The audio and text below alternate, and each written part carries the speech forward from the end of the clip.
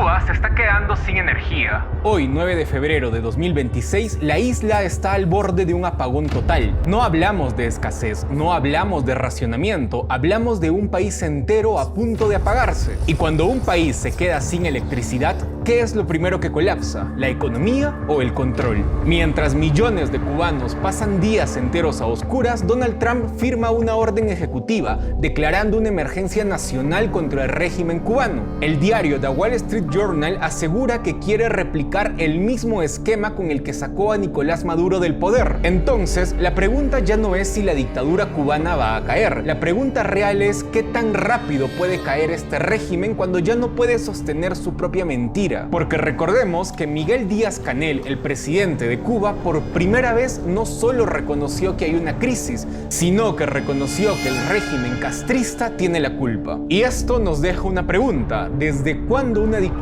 se culpa a sí misma si no está acorralada? ¿Qué está pasando dentro del Partido Comunista Castrista para que el propio presidente hable de autocrítica pública? Cuba se está quedando sin luz, y cuando la luz se apaga ya no hay propaganda que alcance. Cuba no está viviendo una crisis más, está entrando en una fase distinta del colapso. Durante años el régimen habló de apagones programados, de ajustes, de sacrificios temporales, pero hoy la realidad es otra. La electricidad está desapareciendo, no por horas, no por turnos, sino por días completos. Hay hospitales funcionando al límite, ciudades enteras a oscuras, personas cocinando con lo que encuentran y un silencio raro, espeso, que no se parece al de antes. Porque cuando un país se queda sin luz, el problema ya no es técnico, sino que es algo mucho más profundo. Las dictaduras no se sostienen solo con armas, sino que se sostienen con rutina, previsibilidad y control del entorno. La electricidad no es solo energía, es orden, es ritmo, es la sensación de que mañana será parecido a hoy. Y cuando esta rutina se rompe, el cerebro entra en modo de supervivencia. Y en ese estado, la propaganda castrista deja de funcionar. El apagón no solo genera incomodidad, genera ansiedad, irritabilidad y pensamiento crítico automático. Por eso, la gente empieza a preguntarte cosas que antes evitaba. Y para una dictadura eso es letal. Lo más grave no es que falte luz, lo más grave es que ya no se puede ocultar las carencias. Antes el régimen podía maquillar la crisis,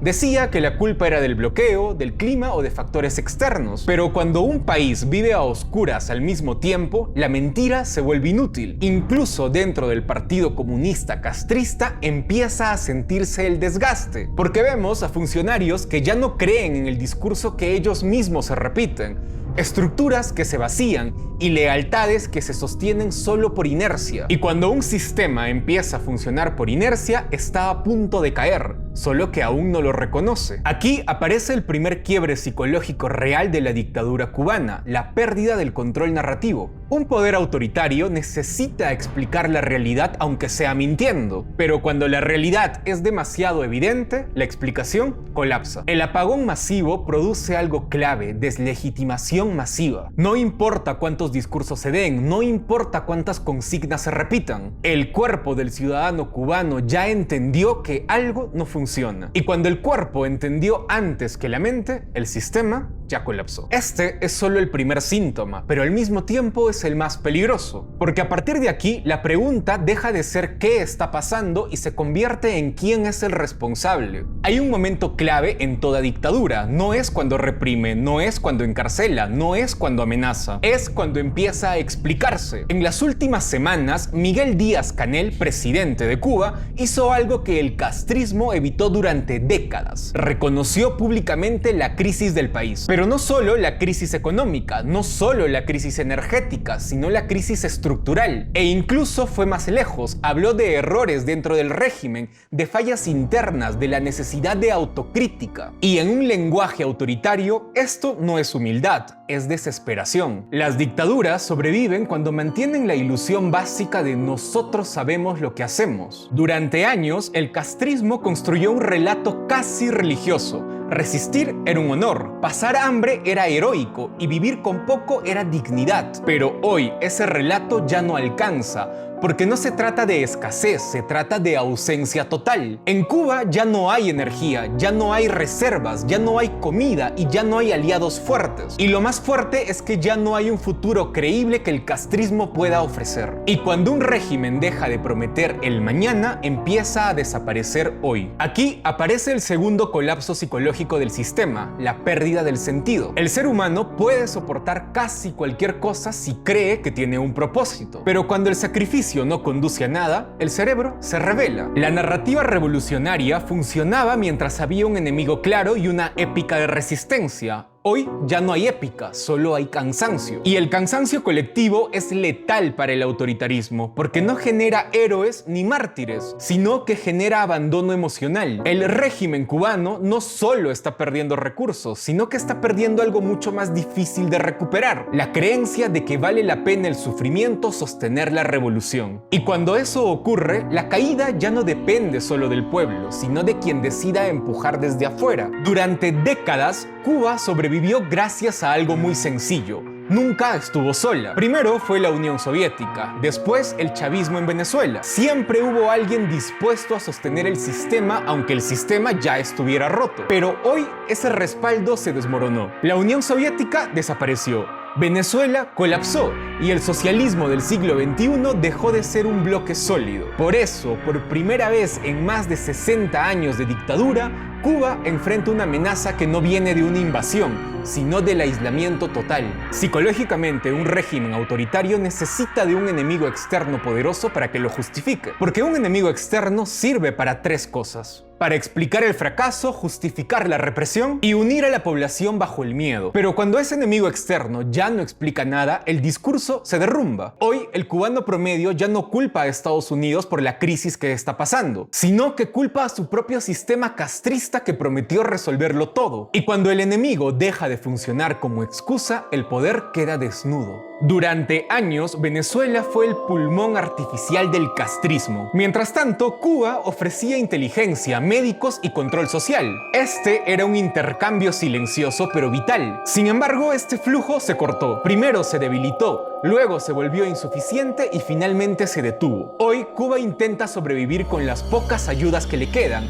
negociaciones desesperadas y promesas que ya nadie toma en serio. Vemos que el sistema que dependía de alianzas externas se quedó sin red de seguridad. Aquí aparece el tercer colapso psicológico del régimen: la dependencia expuesta. Una dictadura necesita parecer autosuficiente aunque no lo sea, porque el día que el pueblo entiende que su poder vive prestado, la autoridad se vuelve frágil. Y cuando una sociedad descubre que su sacrificio solo mantenía vivo a una cúpula, la lealtad se transforma en resentimiento. El régimen cubano no solo perdió aliados, sino que perdió el control en su narrativa. Y cuando el relato se rompe, la pregunta ya no es si la dictadura va a caer, sino es cuánto tiempo de vida todavía le queda. En este punto entran actores que incomodan al régimen castrista. Por ejemplo, Estados Unidos, Donald Trump, pero sobre todo Marco Rubio. Recordemos que Donald Trump no habla de Cuba como un tema lejano. Él la declaró amenaza para la seguridad nacional de Estados Unidos.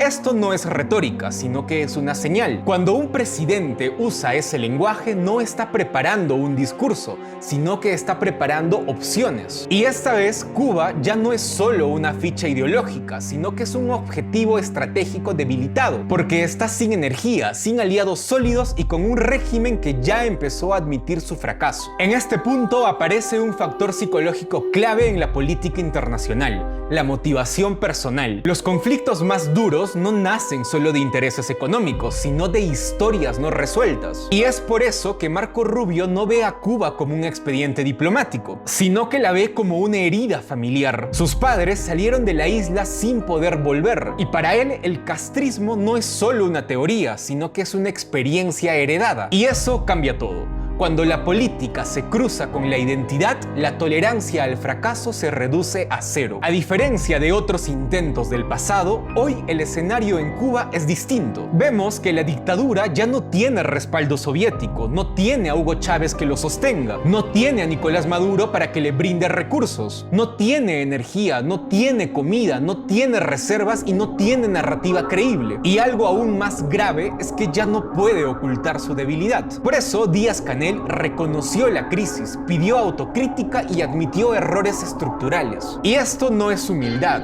es desesperación. Psicológicamente, este es el punto más peligroso para cualquier dictadura autoritaria, porque vemos que sus propios líderes comienzan a hablar como si ya hubieran perdido. Las dictaduras se sostienen por certezas, no por dudas, por control, no por confesiones. Por eso, cuando Díaz-Canel admitió la crisis, envió 3 mensajes inconscientes a 3 actores distintos. Primero, le dijo al pueblo: no tenemos la solución. Segundo, le dijo a sus aliados: no podemos sostener esto. Y tercero, le dijo a sus enemigos que el sistema castrista está a punto de derrumbarse y que pueden entrar cuando quieran. Y este es el momento que ha estado esperando tanto Donald Trump como Marco Rubio. Porque intervenir cuando un régimen parece fuerte es costoso, pero intervenir cuando está debilitado es simplemente acelerar lo que va a pasar. Recordemos que durante décadas el castrismo se sostuvo sobre una idea simple pero poderosa: Cuba puede resistir cualquier ataque. Es un país pequeño, sí, pero armado y disciplinado y dispuesto a luchar hasta el final. O al menos eso era lo que creían. Por eso esa narrativa funcionó. Funcionó cuando había petróleo soviético, cuando había dinero venezolano y cuando había hambre ideológica después de la Guerra Fría. Pero hoy nada de eso existe. El ejército cubano sigue desfilando, los uniformes siguen ahí, los discursos también, pero la fuerza real ya no se mide en desfiles, sino que se mide en su capacidad de respuesta. Y ahí empieza el problema. Las dictaduras suelen confundir apariencia de control con capacidad real de defensa. Reprimir civiles no es lo mismo que enfrentar un ejército moderno. Torturar a los opositores no prepara a nadie para una guerra de verdad. De hecho, ocurre todo lo contrario. Las fuerzas cubanas se especializan tanto en dominar a su propio pueblo que pierden completamente la capacidad de enfrentar a un enemigo externo. Esto genera una ilusión peligrosa dentro del régimen cubano, porque creen que son fuertes, simplemente porque nadie los desafía desde afuera, hasta que llega el día en que alguien lo hace. El armamento militar cubano es viejo, no viejo como metáfora, sino que viejo de verdad. Gran parte data de los años 60 y 80. Muchas piezas ya no tienen repuestos simplemente porque ya no existen. Por eso, si Estados Unidos presiona, el dilema del régimen no será militar, sino que será psicológico. Porque ¿quién está dispuesto a dar la vida por un régimen que ni siquiera es capaz de mantener la luz en el día a día? Es importante señalar que las dictaduras no caen primero por un golpe, sino que caen por el abandono. Cuba no solo se está quedando sin energía, sino que se está quedando sin aliados, sin padrinos, sin alguien dispuesto a sostener el costo político, económico y moral del régimen.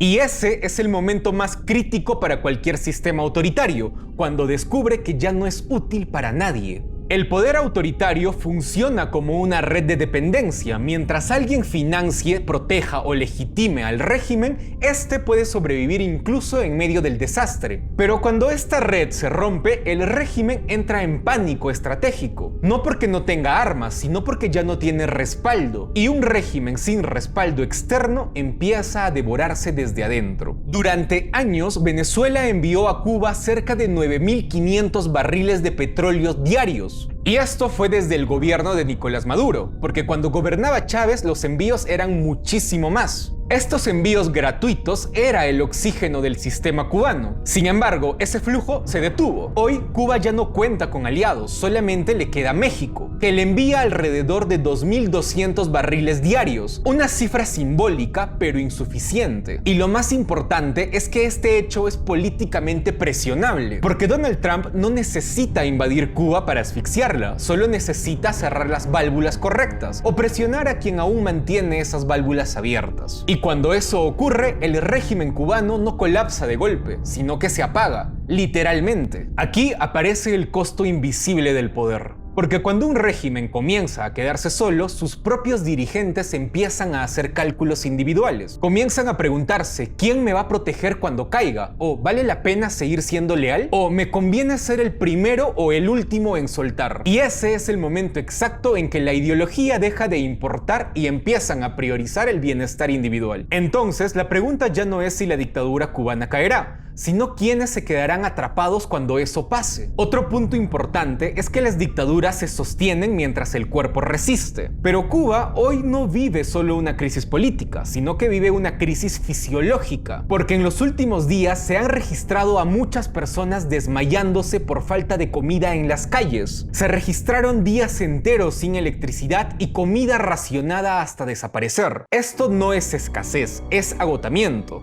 Y un pueblo agotado ya no obedece por convicción, obedece por inercia, hasta que ni siquiera eso es posible. Aquí aparece un punto que casi nunca se analiza, y es que el miedo necesita energía, porque para tener miedo, el cuerpo debe estar funcional. Debe haber glucosa, descanso mínimo y capacidad de reacción. Pero cuando una población entra en hambre prolongada, el sistema nervioso cambia de prioridad. El cuerpo ya no piensa en política, piensa en cómo sobrevivir la siguiente hora. Y en ese estado de los cubanos, la propaganda ya no entra. Las amenazas no pesan y el discurso ideológico solamente se vuelve ruido. El régimen puede seguir gritando, pero el cuerpo de los cubanos simplemente ya no pueden escuchar. Por eso, las protestas recientes en Cuba no se parecen a las del pasado. No son organizadas, no tienen líderes claros y no tienen consignas sofisticadas. Vemos a gente saliendo a la calle porque no hay luz, porque no hay comida y porque no hay nada más que perder. Y lo más peligroso para el régimen es que la población cubana ya no pide reformas, sino pide que la dictadura termine. Y en este punto las fuerzas represivas entran en una contradicción letal, porque han sido entrenadas durante años para reprimir a un enemigo interno con miedo,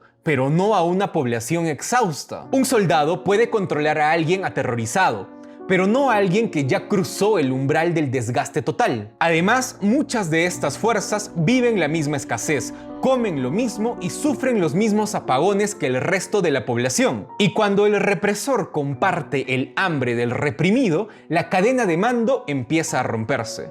No por ideología, sino por cansancio. Y en este punto, el régimen ya no enfrenta una rebelión política, sino que enfrenta las necesidades básicas de la población. Durante décadas, la dictadura cubana tuvo un recurso infalible: Estados Unidos. Cada crisis interna se explicaba como un enemigo externo, cada fracaso económico tenía un culpable lejano y cada protesta era una agresión imperial capitalista. Ese relato funcionó mientras el Estado todavía tenía algo a cambio que ofrecer, como por ejemplo comida, electricidad o estabilidad mínima.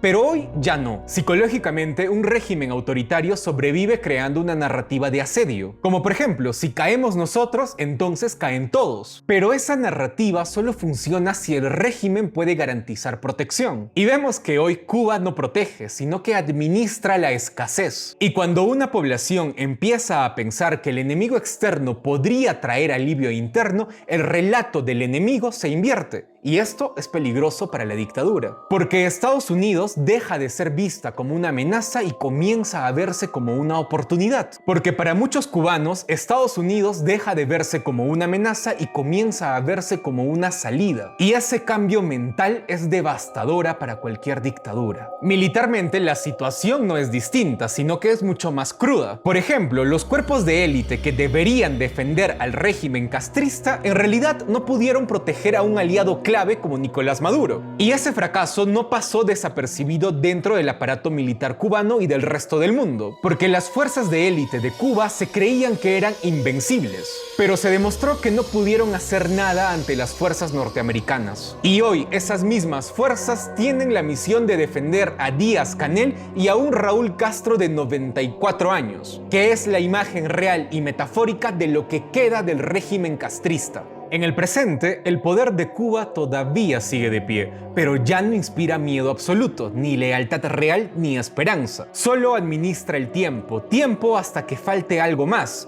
Tiempo hasta que alguien se niegue a obedecer. Tiempo hasta que el silencio deje de ser obediencia y se convierta en señal. Recordemos que cuando el control sigue existiendo, pero la autoridad interna ya no es creída, el Estado todavía manda, pero ya no convence. Y cuando la población deja de creer en el relato, el miedo deja de ser ideológico y se vuelve puramente práctico. Por eso la gente ya no pregunta si el sistema va a caer, sino pregunta cuándo y cómo va a caer. Cuba hoy no vive una revolución, vive una espera tensa, cansada y silenciosa. El régimen lo sabe, Por eso reprime rápido, por eso trata de controlar todo y por eso castiga con ejemplos. Esto no porque sea fuerte, sino porque no puede permitirse un símbolo más de quiebre, porque cada gesto revelador y cada obediencia visible terminaría rompiendo lo poco que queda del régimen castrista. En este punto es inevitable realizar algunas preguntas incómodas para el régimen cubano, porque si el enemigo externo como Estados Unidos ya no asusta, si la economía ya no sostiene, si las fuerzas armadas ya no inspiran certeza y si la población ya no cree nada al régimen, entonces ¿qué es lo que realmente mantiene al régimen de pie? ¿Es el miedo o la costumbre? ¿Estamos frente a una caída lenta y controlada o estamos ante un quiebre que nadie podrá administrar? Y la pregunta más incómoda es que cuando Cuba cambie, porque va a cambiar, ¿quién va a pagar el costo psicológico, social y humano de haber sostenido esta dictadura socialista destructiva